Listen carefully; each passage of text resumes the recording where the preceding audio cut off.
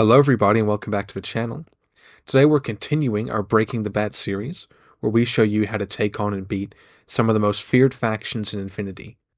Today we're looking at Kestrel Colonial Force, which has been lauded as one of the more powerful sectorials coming into N5, debuting in N5. These guys topped off CanCon in January this year, Australia's major satellite, and we've seen a lot of success from Kestrel Colonial Force all around the world. This is a pretty highly requested one in terms of you guys wanting to know how to take on a sectorial. So, let's take a look at what Kestrel can do. So what makes Kestrel Colonial Force, KCF, so hard to fight? KCF presents a very strong Pan-Ocean standard of gunfighting. You've got large, resilient multi-wound models with high ballistic stats, with very devastating weapons, that also tend to have either some kind of modifier or drop your opponent's modifiers.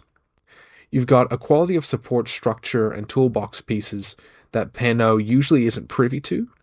These are mainly in the form of things like your Fenix, who come with vision control, who come with network extension, and then other units like Fireflies, who give you a lot of tools that Pano doesn't usually have. So you've got a marrying of that Pan-Oceanian very strong gunfighting with a really big support structure that other sectorials and Pano in general isn't necessarily used to having. As we mentioned in the high standard of gunfighting, you've also got very resilient key units. Most of your gunfighters, as we said, are multi-wound, high armor, and can take a bit of a beating, which means that they're units that can be depended upon, relied upon, and even are a little bit bad luck resistant, where even if they do go into a favored gunfight, sometimes bad things just do happen, but a Kestrel unit can take that and roll with the punches. They've got a very hard to punish order pool. A lot of their units are sort of gated behind those key units, where it's usually pretty hard to break through and kick down a lot of those smaller little orders.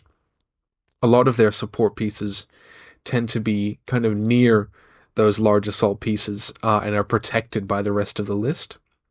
Kestrel's got very strong hidden information elements. We're going to go really deep into that a bit later in this video, but what you need to know for now is that when you see gaps in a Kestrel list, you need to be worried and you need to be aware, because those are very strong gaps. They've got a surprisingly high build variety. Not that you necessarily know it from a lot of the common lists you'd see going around, but there's actually quite a lot going on in Kestrel that's quite viable that you can build a list around. So you can never be too sure what you're going to see or what configuration you're going to see in when you're taking on Kestrel. They've got very high order efficiency with link teams, but mostly with a lot of extra orders. You've got a lot of very easily linkable TAC-aware in the faction. Strategos on the Magistrates as well, and NCO, means that the order pool is never really hurting, and it also sort of counterbalances the hidden elements a little bit, but when everything's on the table, it's quite dangerous. And they've got a very good close assault that complements the Pano game plan. So, what does Kestrel have the ability to do to you? A Kestrel list wants to outgun anything you have standing, with a rock, paper, scissors style of engagement. Kestrel has access to quite good visors, quite good mimetism, and also very heavy albedo. So if they have an ARO piece that they want to take down, they're usually able to grab a tool that best matches up against that piece and take it on that way. They want to use close assault or hidden hackers to shut out the hacking game. One thing Kestrel is a bit weak to is being hacked, but with hidden units being your killer hackers and quite good camouflage close assault, they'll try to scalpel those out early to give them free reign of the table. Then they want to move into the midfield with resilient guns and start taking more and more of the table as their territory. This matches up pretty well where a lot of Kestrel guns also are more limited in range than you'd necessarily expect, and they want to make a defensive foothold to then command the table from that midfield position.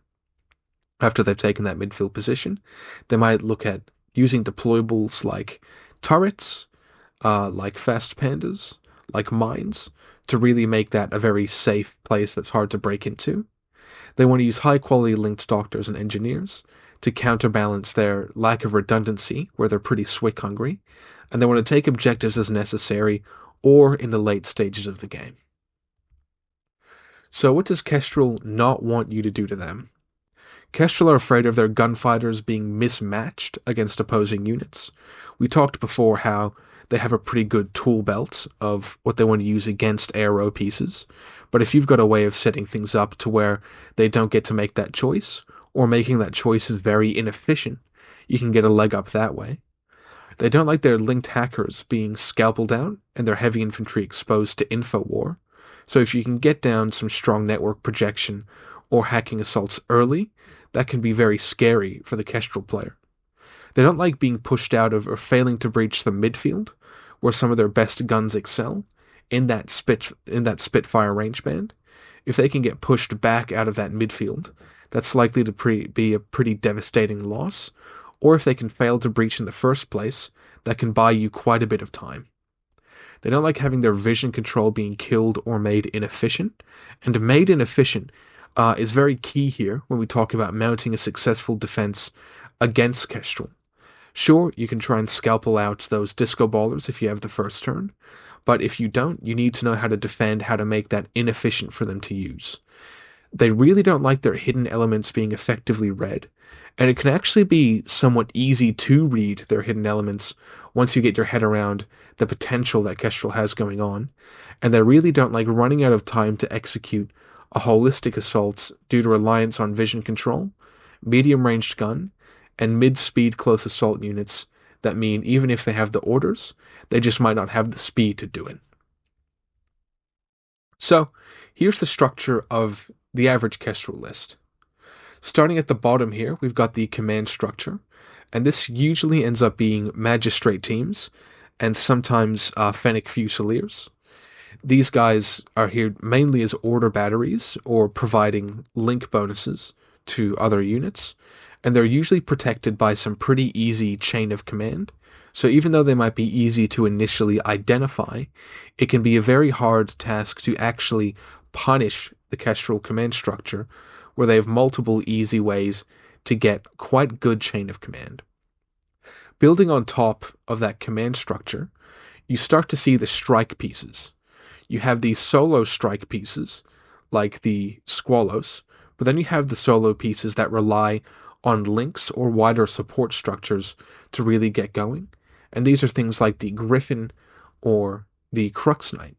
You can see below the Griffin and the Crux Knight, we have support elements who directly support the strike pieces and are usually linked with them as well. They also double in their role as button pressers, where these strike pieces tend to want to move up and advance on the field.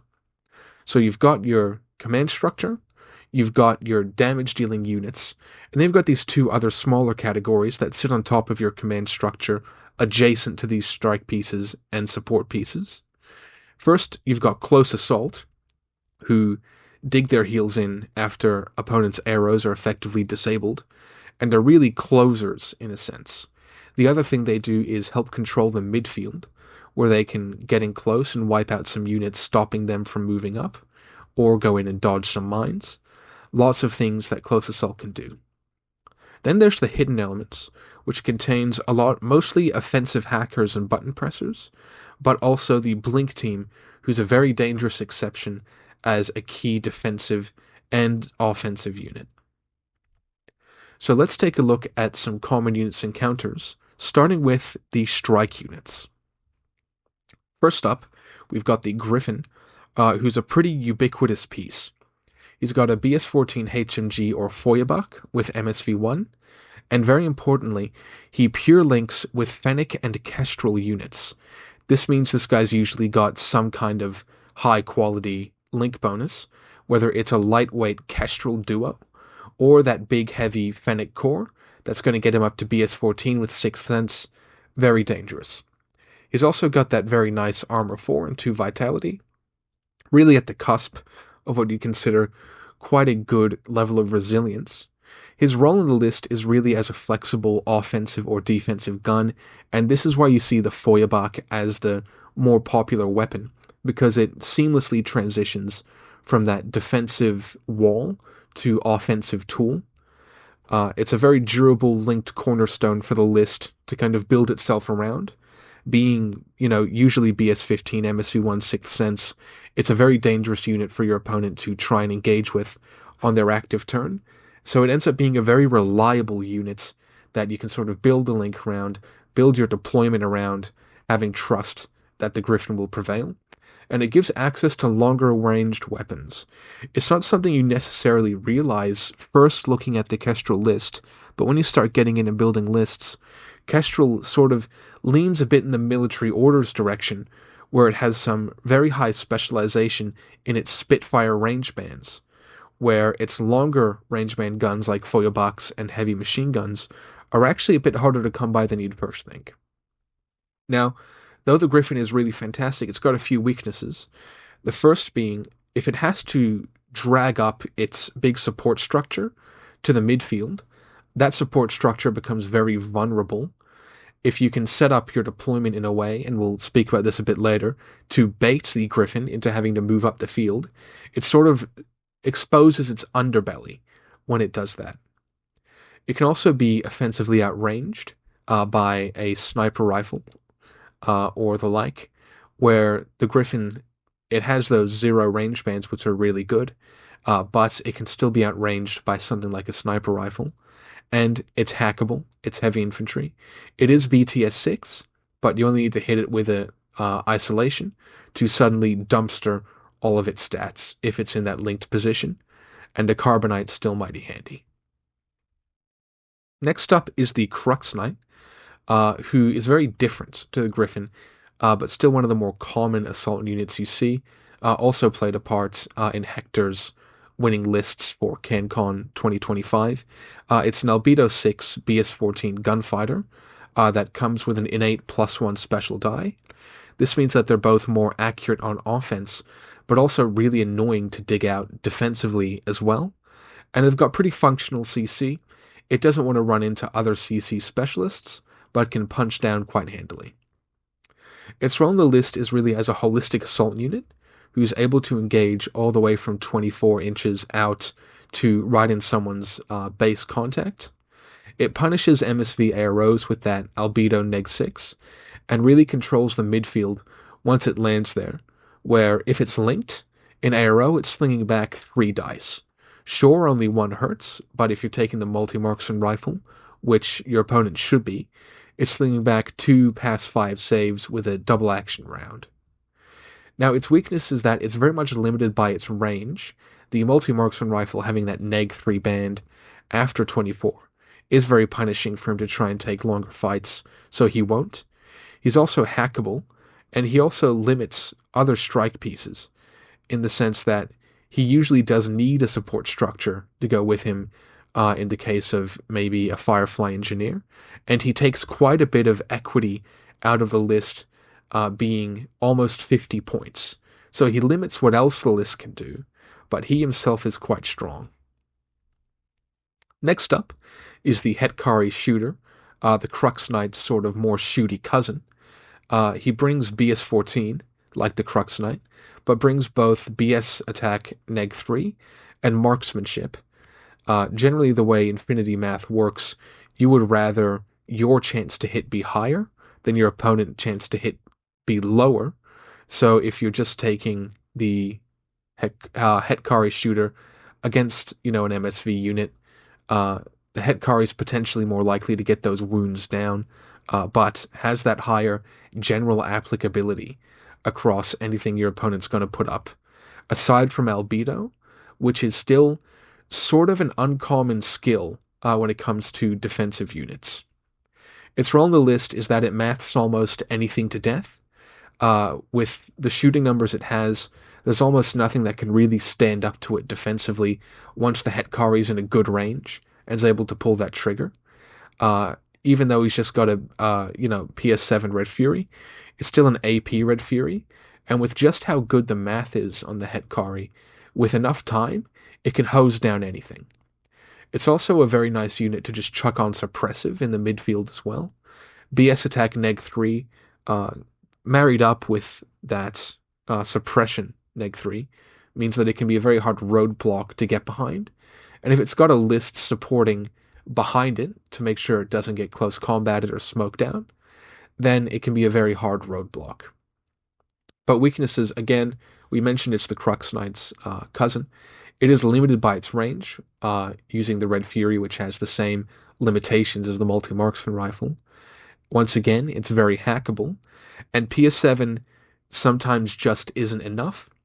Again, we may have spoken about it previously, but when you're PS7, if your opponent's in cover, they're always going to have at least a 50-50 chance to save as their floor, and that just gets worse with armor. So PS7, it can sometimes just be a little unreliable, but with how good the math is on the Hetkari, sometimes you'll just go.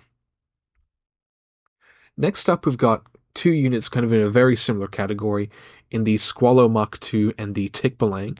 They're both tags, they're both BS-15 heavy machine guns with 6 armor and 3 vitality, and both have orders out the wazoo. The Tikbalang, if you take the lieutenant order profile, has +1 lieutenant order, meaning it brings its own order, it brings its tack aware, and it brings 2 lieutenant orders for 4 orders that you can just use on the Tik, which is fantastic. Then the Squalo is in a similar situation where it has tack aware and has a very strong NCO profile. So you're either getting 3 or 4 orders out of these guys here, which makes them very maneuverable, especially on that S6 base. So these guys are really long-range bullies and order-efficient problem solvers who can execute what they need to as part of their role, then leave the rest of your list with quite a lot of orders to get what needs to get done. They're also quite good at holding quarters in missions where that matters, and provide a lot of durability to a list. Not that Kestrel isn't already durable, but this is sort of that next step up. Now, their weaknesses, they require a considerable support structure. You're looking at investing more heavily into things like engineers and maybe hackers and the like. They're vulnerable to AP. Armor 6 going down to Armor 3 with AP is a pretty big drop, so you need to be aware of that as a Kestrel player and as a weakness going into Kestrel. And once again, they're hackable. Last up, we've got the Red Eye, who's a very interesting unit in that it's got that 11-2 super jump jet propulsion movement, which means they're moving an incredible amount of space per activation. They've got BS-13 and MIMNEG-6, though they do have no cover, and they've got the aerial rule, which is a bit of a blessing and a curse, as we'll discuss later. So the Red Eye is really a rapid assault unit that wants to win gunfights by putting those heavy mods on your opponent, and it's different to the other strike pieces in that it's sort of doubles up as a close assault unit where the Red Eye can run in with that Spitfire and mow down an opponent's back line, or as an opportunistic sweeper who can run into the midfield and clean up skirmishers, smaller pieces, longer range units out of position. But in terms of weaknesses, as we said, aerial's a blessing and a curse. Though it makes you immune to close combat, it also means that if your opponent hacks and bricks you, there's no way to get rid of that. Your engineers can't get into base contact with you. Silhouette contact with you. And same with Speedball. No one can get into silhouette contact with you. So if the Red Eye gets bricked, the best it can do is try and get lucky on its reset rolls, but it's a very tough position for the Red Eye to be in. And that's linking in with that, again, it's hackable, and also gets bodied pretty hard by MSV. Again, this guy's got no cover, so even MSV-1 docked this guy down to being a fair fight. And MSV-2, it's not a situation the Red Eye wants to be in. So let's look at some exploitable patterns in these strike units. Most of the strike units are very hackable, though they do have BTS-6, they don't have firewalls, they don't have ECM, and a lot of them do have kind of a lower willpower stat. A few of them are very limited by their range, where, like we said with the Griffin, a unique opportunity with the Griffin is that it does have those longer range guns, which can be a little bit more rare. All of these units want to exploit specific matchups. If you look at something like the Crux, it really wants to exploit the opponent having MSV units. The Griffin wants to exploit mimetism, and if there's something with albedo that's, say, hunting the griffin, having something with heavy magnetism like the red eye to run in on that is very useful as well. And they can also be very uncomfortable in their ending positions. If you manage to kind of get them into the midfield where some of them want to be anyway, they've got some kind of strengths and weaknesses in that position where you can exploit the weaknesses of being in that position, where maybe you have very close, strong close combat, or maybe you have some vision control nearby where you can totally block the unit out. Even though a lot of them want to end in that midfield, the midfield is a relatively unsafe place for a lot of them. They can all have their time wasted, or be boxed in by very smart AROs, being aware of the matchups they want to have, and they can also all struggle against ablative defenses, where they're not great at dodging, they don't want to wade through repeater nets, so there's some interesting ways to take your defense against those units. So let's talk about what are these smart ARO against these core strike units. You need to consider who is the unit that you're up against, what are their matchups to your units, what are the positive matchups they're trying to get on you, where's their vision control. If they can't get a positive matchup on you, where's the vision control sitting, and where are things likely to go, and can you hold a tight but impactful line that's really going to hamper a unit's ability to move efficiently, or really going to make it hard for your opponent to maneuver that good matchup into that fire line. Can I put midfield elements in their midfield where they want to be? Are there any viable long lines I can take to really put the ranged pressure on with something like a missile launcher or a sniper rifle? And where can I position my repeaters or network projection, if I have any, to have a really big impact? So let's take a look at an example from a few videos ago where I was playing my white company against a friend's Kestrel. Here we can see we've got three main strike pieces where we have the Griffin, the Red Eye, and the Crux Knight, where we've got a really nice smattering of that Kestrel toolbox where they can take those different matchups that are going to benefit them. So, over on my side of the field, we have three main defensive units here, with a Thunderbolt TR bot, Hawkwood, who's quite a good non-MSV sniper, and then a Hideout, who's a very good MSV sniper. Now, looking at where my opponent's got his units, let's have a look at how I set up my units. So, first up, the easiest to solve here was the Red Eye, kind of stuck behind this building.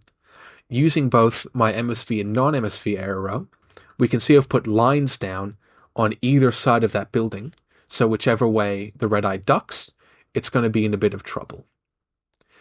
This means that we're leveraging both our long range to pin it in, and also our visors that we have as well. Now, I'm aware that my opponent's Griffin, with all of his Phoenix, is over quite close and could disco ball, but if that's a disco ball my opponent has to use early, that's really handy, and it's also going to block off a path of advance for the Crux Knight as well, so I'm pretty happy about that. Next up, let's talk about that Griffin, and you can see we've got a couple of lines going towards the Griffin. The first one is a very long ARO from the MSV multi-sniper, looking down at that corner, meaning that if my opponent's Griffin pops out, it's going to be on zeros, it's going to be 3 on 12 against my 2 on 13, which is, it's not a face-to-face roll that's going to spark much joy for the Kestrel player. And again, I'm trying to bait it into using a disco baller and start using up that equipment. Now, while disco ballers are really good, they're also limited. So if my opponent can use those disco balls up early in the game, that's something I'm pretty happy about. The second line I've got on the Griffin, which you might not think about, is actually that kind of left line from the Thunderbolt TR bot. The Thunderbolt TR bot is just drawing a line to the top of those stairs, which are a lot bigger than they look in the photo, where I'm baiting the Griffin to walk out into the midfield, bring all of his little Phoenix with him to try and chase down that Thunderbolt TR bot. By doing that, the Griffin's going to potentially end itself in an uncomfortable position, and also expose its underbelly of its big supporting Fusilier link. Now, That leads us to the Crux Knight as well, where you can see we've got a lot of lines looking kind of in this little platform on the right-hand side, and also doubling up a line where that other yellow line is holding down both an advance from the Crux Knight, if it comes around the corner, and the red eye. Now, you have to think about where's this Crux Knight likely to go. Sure, it can come around the corner there, and maybe try and take a gunfight not necessarily in its favor, but it's actually much more likely to go down that flank and then come up on that platform. So I've put some overlapping lines there to make it uncomfortable, and also tried to pin it with that long range with the Thunderbolt TR bot. And if my opponent wants to get rid of that Thunderbolt TR bot, I've presented the only way to do that as to move that griffin up and expose the griffin's underbelly by hiding it sort of behind that building just in front of it. So, I hope in this way you can see how you can counter-deploy a lot of Kestrel's very heavy strike units, and see how we're baiting the griffin to the midfield, how we're outranging the griffin, putting pressure on its support units to use their equipment, how we're hemming in that red eye, and how we're thinking smartly about where that Crux Knight is actually likely to strike from, and put some arrows there that can outrange it, or again, put pressure on the support network. And again, it's all about making it inefficient. You don't have to have a quote-unquote successful defense. In this game, for instance, the Griffin did come up, did shoot the TR bot, and the Crux Knight was able to move up and do some damage. But the important part is, we made it inefficient. He wasn't able to do everything he wanted to do. And that's what you're aiming for. Not total, gun victory, which is unlikely against Pano. You just want to waste enough of their time so that you can execute your full game plan and leave them somewhere exposed. So let's look now at the hidden elements, which are another very confusing part of the game plan for Kestrel that a lot of players can struggle with. First up, we've got what I think is maybe the most common one here, and that's the Banshee. So the Banshee, it's a combat drop parachutist unit who's got MSV-1 and jet propulsion, and who either has an SMG and double pulsar, or sometimes a light shotgun. But what this does is that it provides a really nice fork. It's also got a couple of very common options in the killer hacking device, which is the most common, and also a wild parrot, which is an EM deployable perimeter mine. Now, the Banshee's role in the list is as close assault or an info-war scalpel. A lot of people don't necessarily think of the Banshee as close assault, but it's actually got quite a lot of potential to drop down and make some moves, and has got kind of a double use case in that role as well. Now, in terms of an info-war scalpel, it's got a lot of options. After it cyber masks and approaches some kind of hacker, if it rocks up and, let's say, reveals itself before moving in, your opponent doesn't know if they're going to be hacked, if they're going to be shot, or if they're going to be templated, and puts that unit in a really difficult position. The Wild Parrot option is also somewhat comparable to the killer hacking device, where it can also isolate and take those hacking units effectively out of the game. It's also a very fast button presser, if used more towards the late game, as a move 6-4 hacker, and it's really there to exploit openings wherever they turn up, whether it's openings in the opponent's deployment zone, openings in the midfield, or openings in objectives. The Banshee's there to expose those. Now, the Banshee can still be blocked out by holding, common parachutist lines, keeping an eye on those on the sides of the board, because it doesn't have a great fizz that you necessarily want to be combat dropping on. If you also put some durable models between the Banshee and its targets, that and templates can really give it trouble and prevent it from just bum rushing into your deployment zone and getting what it wants. In a similar vein, we've got the Scarecrow, who kind of has a serviceable offensive package, but is really there for that surprise attack killer hacking device. Its role on the list is really just a brain blast through zone of control or your network, so you have to be very careful about where you're setting up repeaters, how well insulated your network actually is, and also just as a very common, very efficient infiltrating button presser, and as a skirmisher hunter. Now, once the Scarecrow's exposed, it's very vulnerable, and it does require some setup to get the most use out of it. The advantage this one has over the Banshee is that it starts on the board and starts in the position you want it to be in. If you're going, first and going to press a button anyway, maybe you just leave it out of hidden deployment to get the extra order. You got a bit more flexibility, blah, blah, blah, blah. You can also ground deploy the Banshee, which is pretty interesting tech, but that's probably a bit more advanced than you need to know for just learning how to shoot these guys in the head. But they do require a bit of setup. They are a bit more expensive than the Banshee as well, though there's no sort of direct counterplay. You can, I guess, feel rest assured there's a bit of list equity and a bit of thought that's gone into the Scarecrow, and once it's exposed, it's pretty exposed. Then last up is the Blink.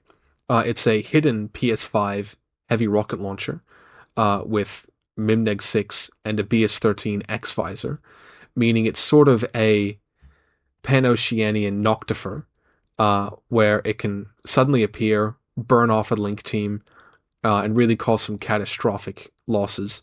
So it can splash, a big group of units, or even just some key pieces, and really unexpectedly lock down a firing lane that your opponent expected to have free reign over. It's also no slouch in the active turn as well. BS-13, 2 dice is a bit fragile, but you're likely going to be hitting your opponent with a -9 modifier to start with, where you've got that MIM and that surprise attack. And if they're out of their good range, you could be hitting them with a -12 as well, including that cover. Now, in terms of weaknesses, low dice is always fragile, and out of all the hidden elements, the Blink team is the easiest one to identify, as it's very heavily telegraphed by its SWIC.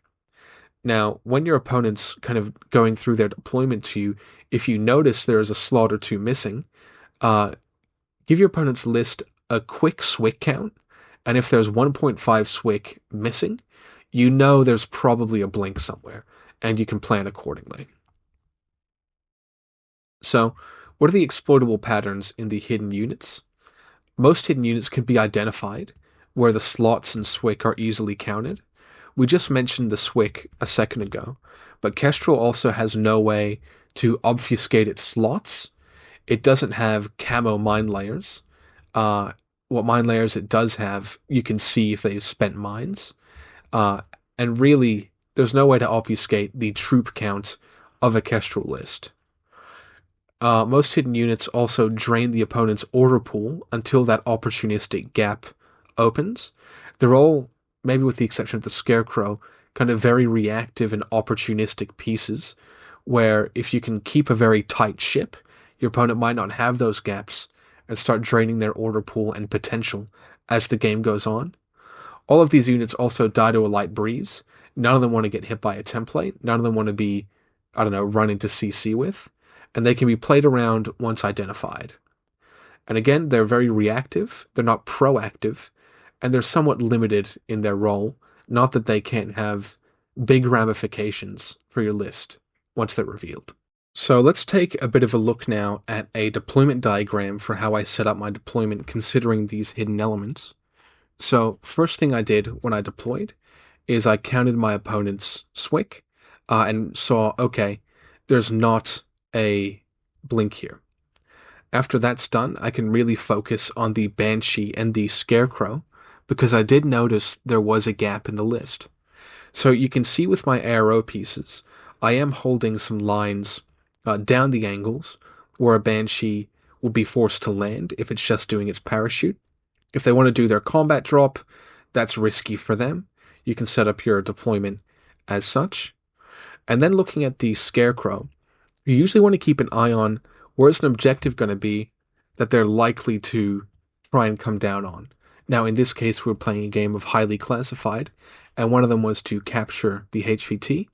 So I figured, okay, this Scarecrow is likely to be somewhere near my HVT, so let's put a couple of overlapping lines in that direction. So, as you can see, just by kind of taking a few of these little principles, putting them in place, suddenly our opponent's hidden units become a lot harder for them to use. Alright, now let's take a look at some of these support structures I've been talking a lot about. The first one is the Fennec Fusiliers, who bring quite a lot to the table. They bring vision control in the form of disco ballers. They bring both hacking and network extension with the fast pandas. And they also bring backup gunfighting with the Thunderbolt +1 burst, and the emitter on the hacker as well is another great weapon. So these units allow your strike pieces to move efficiently and also allow button pressing and to reach out with that hacking. They're very effective secondary shooters, both in an offensive role with the Thunderbolt and in a defensive role with the emitter, that provide that kind of core link team a lot of flexibility in what they can do over the game. Now, as a line infantry core team, they spiral pretty hard once they start taking losses.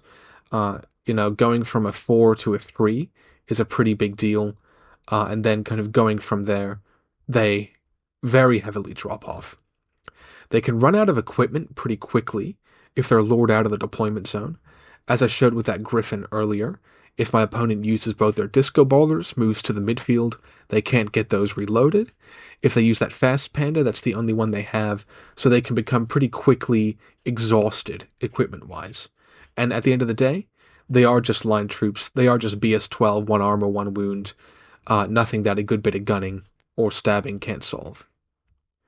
Next up is the maybe more interesting Fireflies, who bring a big spread of support profiles from chain of command, engineers, hackers, paramedics. There's quite a lot that the Fireflies can cover.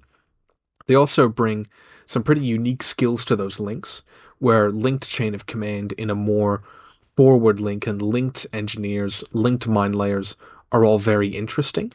And they also bring NCO, which, if you know about the Kestrel support structure, might seem like a bit of a weird choice, where you're taking a magistrate with strategos a lot of the time, but if you spread these two between their groups, you get very flexible with where those extra orders can go. So these guys usually directly support strike pieces in links, usually bringing along a hacker, an engineer, or both, and they can use that NCO to maximize group efficiency, as I mentioned a second ago. They're very effective secondary shooters in the right matchup. The heavy rocket launchers and Panzerfausts on the Albedo 6 units can sometimes really open up a place for the Fireflies to shine, but they are on the expensive side due to bloat. They've got a few skills that, you don't necessarily need on there. They've got fairly limited link options just in the Kestrel team, and they're, again, 1 wound medium infantry. So, these guys, if we go back to our diagram from before, we can think about these Fennecs, largely being with that Griffin team, where we spoke a little bit before about trying to get that Griffin to move up the field, try to get all of those little Fennecs to use up all of their equipment, and then kind of expose that underbelly. And in this case also, there was a Firefly engineer following around the Crux Knight. Now, if you wanted to, you could maybe make some kind of dive in on that Firefly before then hacking the Crux Knight, where it's been made vulnerable also by a process of just having to move up the field. And again, with, limited link options and kind of the way the links work, that's just a little utility duo. No one's getting a bonus die from that little link, but it's certainly linked engineer, so you take what you get. So there's lots of interesting ways to tackle those problems. Now let's look at the command structure, largely based around the Magistrates team. So the Magistrates have Fire Team Master for the Jackals, and also have Strategos and Counterintelligence, all of which comes together as a really kind of cheap order generation battery. And then alternatively, they can also provide chain of command, but, maintain that Fire Team Master. So their role on the list is to be an order battery that can offset hidden elements or really just pump a group to the max, and also provide redundancy in the lieutenant slot. The weaknesses is they've kind of got a very obvious initial identification.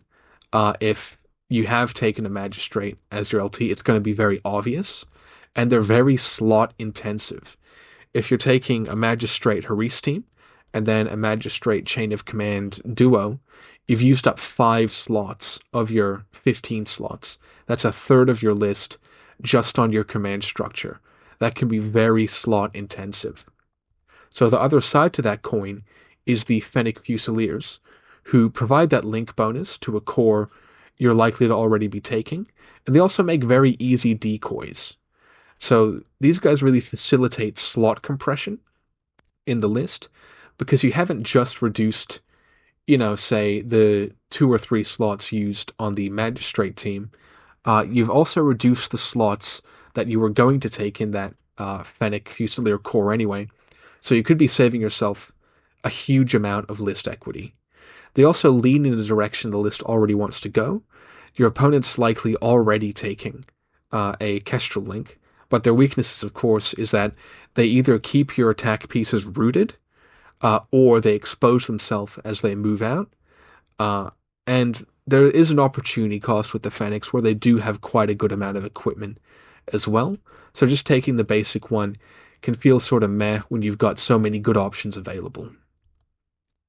Now let's talk very briefly about Close Assault, because I don't think Close Assault needs a huge amount of focus. What you do need to know is that Close Assault, what it really is it represents a defensive failure for your list. If the Kestrel player is able to get all of your heads down, dismantle all of your defenses, then the Close Assault can move in and really start to dismantle you, and at that point, you've probably lost the game. So Close Assault is something to be aware of, but it's much more important that you're aware of these other factors in keeping your head up, using smart air rolls, holding the right lines, so you don't get close assaulted. Now, let's put it all together. To beat Kestrel, you want to understand their hit pieces and put them in a bad matchup. You want to demystify their hidden elements and have a good understanding of what they're trying to do. You want to defensively pin units under long range bands and try to lure them into the midfield to expose that support structure, and you want to get hacking before their killer hacking devices can hit the table. The tools you want to bring are ranged weapons over 32 inches, like sniper rifles or missile launchers, units who can rapidly engage in the midfield once you've been able to lure those units and support structures out, and network projection or EM weapons to really make light of the fact of just how hackable all of the main strike pieces in Kestrel are. Alternative tools are very strong close assault, who can move in if you don't have network projection or EM weapons, a strong midfield presence to zone or push them out of that midfield that can be very frustrating, and an ablative defense to stop that sort of defensive endgame of them dismantling all of your, defensive equity. And then, because you've all been asking for it so much, we've got some quick lists to have a look at, both for Kestrel players and for people looking at taking on a Kestrel player. So, on the right here, we've got what I'll call the original formula, which is a very stock standard Kestrel list, where a lot of these structures will sort of carry across multiple lists. First up, you've got the Fusilier core with the Griffin, the Fennec triangulated fire mine layer as the backup offensive gun, the Fennec forward observer as the vision control, and the Fennec hacker, who covers your hacking and defensive backup gunfighting. You've got the Blink team with X-Visor, who's providing that defensive surprise and little offensive spice. A duo of Fireflies using the heavy rocket launcher with that Albedo 6, and a chain of command acting as a specialist and backup for your deployment. And again, you can see I've got the Lieutenant in a different pool than the Fireflies to get a bit of flexibility with that Lieutenant order. Then we've got the Banshee Killer Hacker, who can scalpel out enemy hackers and effect a close assault really well. A War Core just as a little cheap doodad. Then Group 2, we've got a Crux Knight in a Haris team, getting a duo bonus, where we're bringing more hacking, more extension, more vision control, and then just the brutality that is the Crux Knight. Last, we've got our duo of a Jackal and a Magistrate Lieutenant, who's putting that order group up to 7 regulars. And finally, a Yamabushi as a nice little cherry on top close assault. So the structures you're seeing here, where you're seeing a Fennec core, a couple of hidden elements to surprise defensively and attack into hackers, kind of mixed in with different kind of matchup units, is what you can expect to see in your average Kestrel list. But then we've also got kind of another style of list, which is the tag list on the left here. Here we've got a full Kestrel Fennec core. We've got a missile launcher, triangulated fire thunderbolt, hacker, forward observer, paramedic, all giving the same benefits as that initial Griffin link, just with a bit less weight to it. And this is a link you might see in something like highly classified, where you need lots of kinds of specialists. We've got a Banshee, this time with the Wild Parrot, who can still do the same kind of close assault using those EM templates, as well as a Banshee killer hacker. Then we've got a nice little duo, and duos like this, they're really nice. We can see the Griffin in a very different context here, where we have a Griffin Feuerbach and Bipandra, a doctor with tactical awareness. This Griffin can still maintain a really good defensive presence, where your opponent's going to have to do 3 wounds to it in a single order to totally knock it out. And it also performs really well in an offensive role, where Bipandra can help move it up, can pick it up. Lots going on with that duo. Then Group 2, we've got another duo of the Squallow Mach 2 and a Pathfinder Dronebot. I took the non-NCO version just for a bit of fun, as a bit of a test. These are both very quick lists. I'm sure you could optimize them in a much better way. Where the Squallow is bringing 2 orders, as is the Pathfinder Dronebot, and then we've just kept the Magistrate LT, providing that Squallow a lot of orders. Rounding it out, we've of course got the Magistrate with the 2 Jackals, and then an Infiltration Mine Layer Jackal, who's a really nice little defensive piece. So any burgeoning Kestrel players, give these lists a crack. Let me know how it goes. Tell me how you can optimize these ones. And anyone who's scared of going into Kestrel, look at these as a decent case study of what you might expect to see. So, thank you very much for watching again, everyone. Please tell me other videos you'd like in the future, and we'll be seeing you in the next one. Bye-bye now.